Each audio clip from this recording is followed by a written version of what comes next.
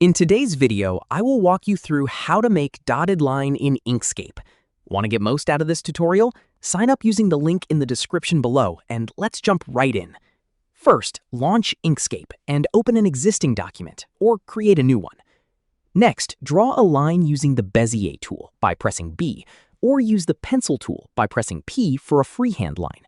Once you've created your line, make sure it's selected.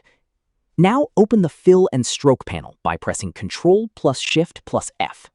On the right side, select the Stroke Style tab. Look for the Dashes drop-down and choose a dotted or dashed pattern. You'll see the line update immediately as you select different options. To make the dashes look like clean, round dots, change the cap setting to Round Cap. This gives each dot a smooth, circular appearance. You can also adjust the stroke width to control the size of the dots. Increase the width for larger dots, or decrease it for a thinner, more delicate look. Experiment with different dash patterns, widths, and spacing until you get the result you want. And that's it.